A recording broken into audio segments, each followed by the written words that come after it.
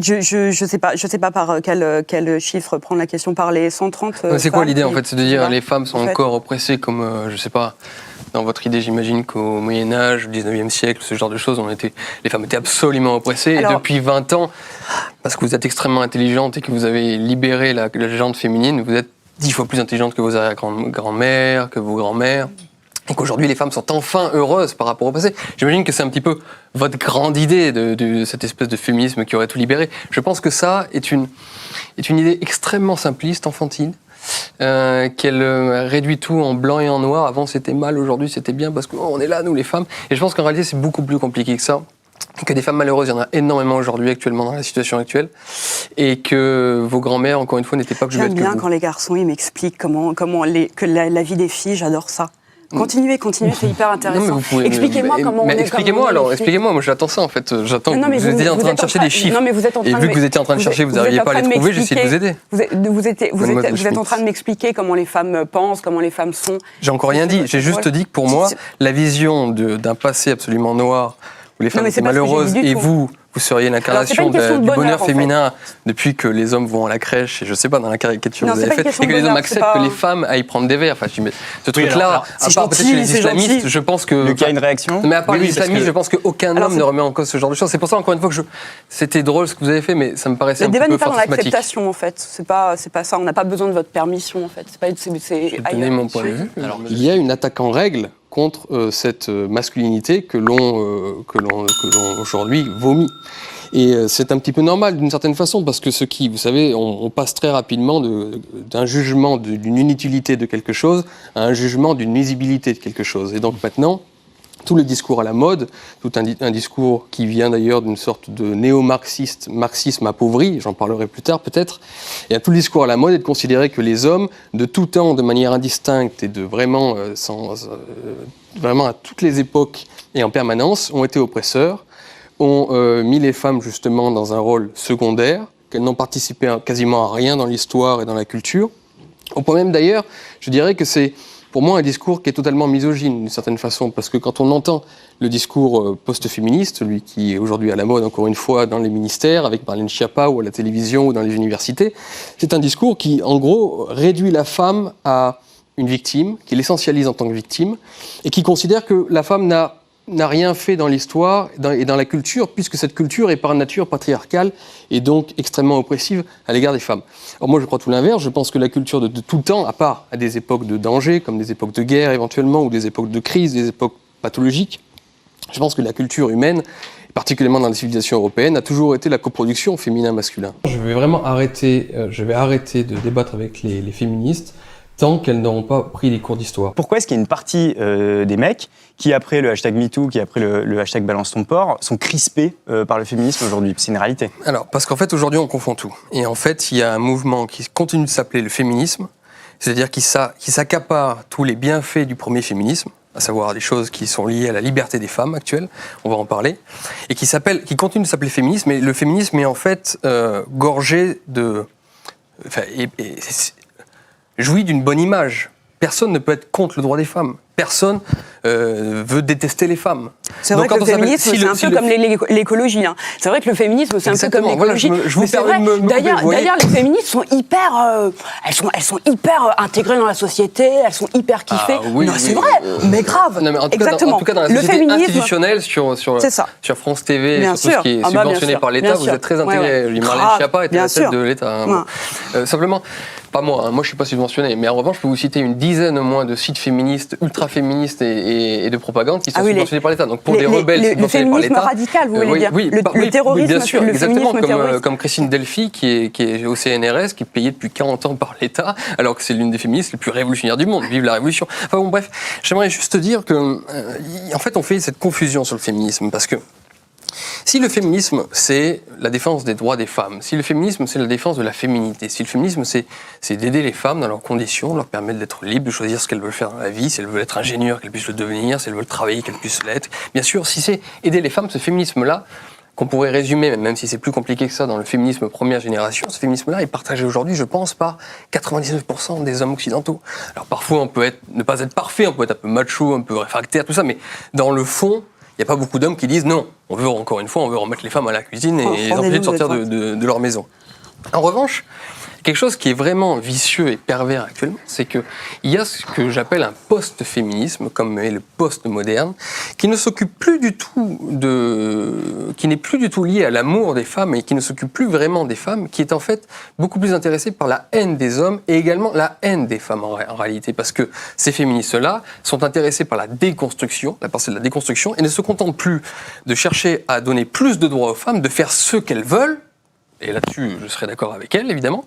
Non, elle cherche à déconstruire la masculinité et déconstruire, évidemment, la féminité, parce que la féminité et la masculinité vont avec depuis des milliers d'années.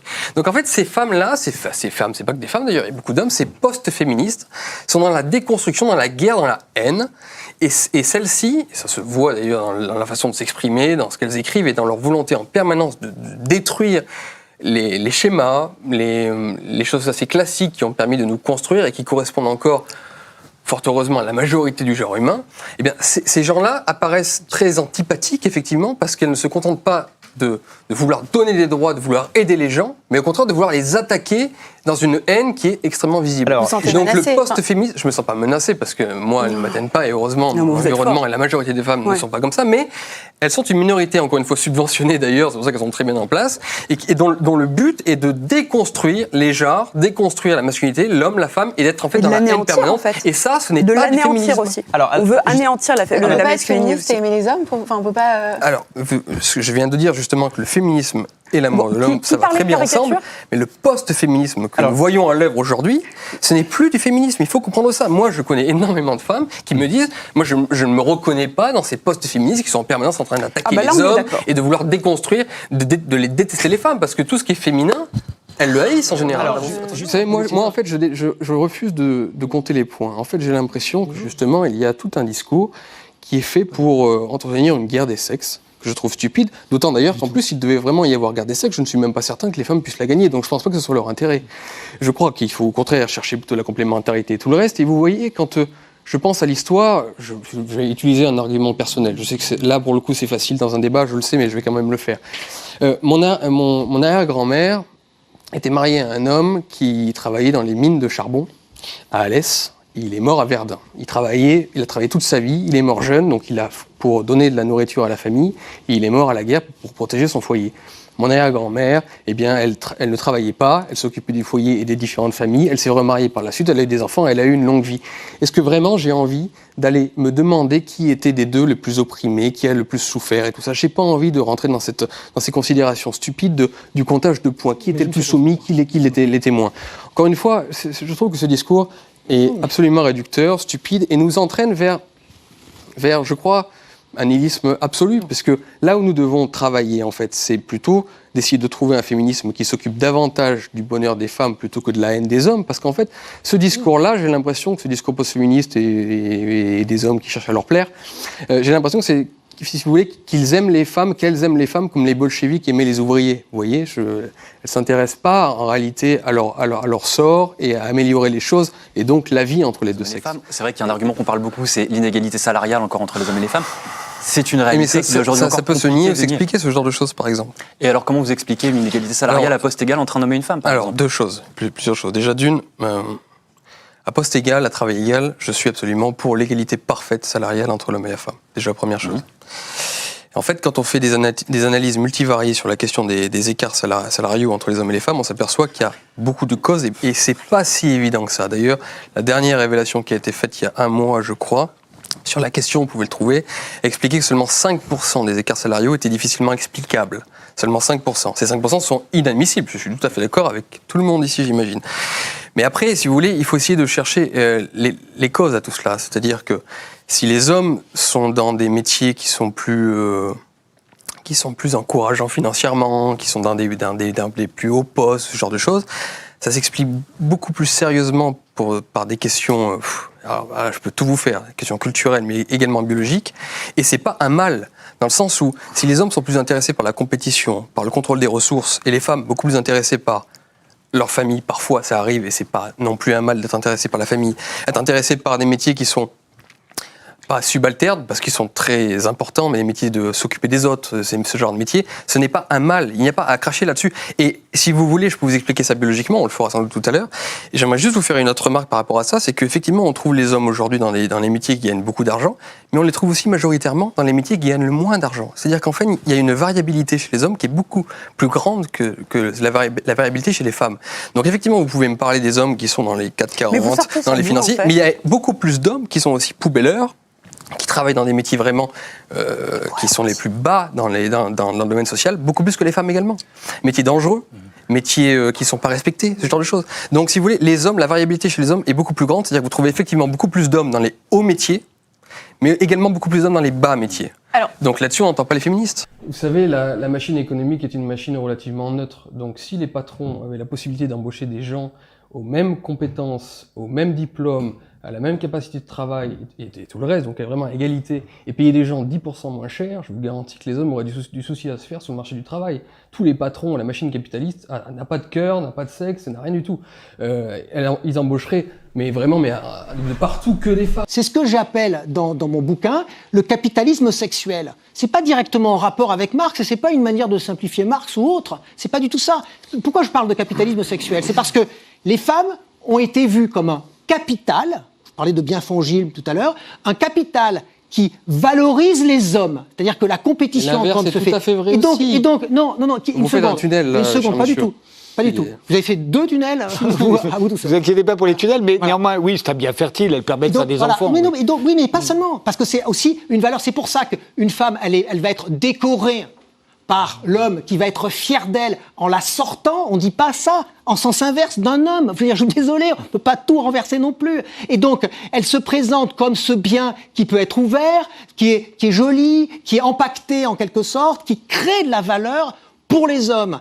C'est drôle parce que justement, on pourrait estimer que c'est l'inverse, dans le sens où le capital, c'était l'homme qui le représentait, et c'était le capital de la femme, c'était précisément l'homme. C'est pour ça que toute la compétition sexuelle tournait autour, effectivement, d'une femme capable de sélectionner l'homme qui était capable de contrôler le mieux les ressources. Donc voilà comment on comprend les différentes psychologies qui perdurent jusqu'à aujourd'hui à travers l'évolution.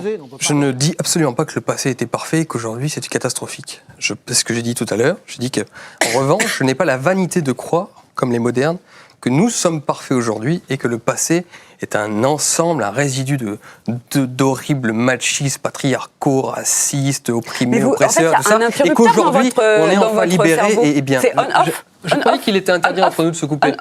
On-off. Donc, non, Blanc-noir. je suis en train de dire exactement l'inverse. On Écoutez-moi, va te faire réagir, je suis en train de dire exactement l'inverse. Je dis justement que je n'ai pas la vanité de croire que le passé... Écoutez-moi, je suis en train de dire que le passé n'est pas que mauvais ou que bien. Je suis en train de dire que justement, je ne dis qu'il n'était pas que bien. Je dis justement que le passé a à nous apprendre des choses et qu'il est temps de faire une synthèse hegelienne entre la modernité, ce que nous connaissons, les nouveaux éléments actuels que nous pouvons vivre, et les leçons du passé. Et c'est dans cette synthèse-là que nous arriverons à trouver les grands mots, le bonheur, le sens de la vie et tout cela. Et moi, ce que je cherche dans Major, c'est ça. C'est le passé n'est ni parfait ni horrible, simplement il a des choses à nous apprendre. Oui, bon, après, on peut tout remettre en question et estimer qu'effectivement, il faut être dans une coupure généalogique, il faut se déraciner entièrement de la nature en nous et de tout le reste, pour être des individus abstraits qui sortent de rien et autoconstruits, sortis d'idées des docteurs Maboul, des sciences sociales. Bon, tout ça est possible, bien entendu, mais je crois que ce n'est finalement, ça ne débouche que sur du nihilisme, c'est ce que l'on voit, ça rend malheureux les gens. Toutes les statistiques montrent que hommes comme femmes sont de plus en plus malheureux, malgré tout ce que l'émancipation dont on nous rabat les oreilles. Donc je crois qu'il faudrait justement penser, si vous voulez, bien sûr, continuer à estimer que les droits doivent être égaux pour tous, ça c'est un acquis des civilisations européennes et c'est absolument parfait. Mais après, je pense que l'on entre dans pour le coup, une oppression beaucoup plus insigneuse, beaucoup plus vicieuse, lorsque l'on cherche à indifférencier absolument les sexes, lorsque l'on oblige finalement les sexes à être rien, c'est-à-dire à être des genres qui se sélectionnent en vertu de ceci ou de cela, sans aucun fondement réel. Je pense qu'effectivement, malgré tous les discours qui peuvent régner à Paris-Centre, les femmes sont et seront encore à la recherche, pour la plupart d'entre elles, pas toutes bien entendu, à la recherche d'hommes qui restent masculins, et l'inverse est vrai aussi.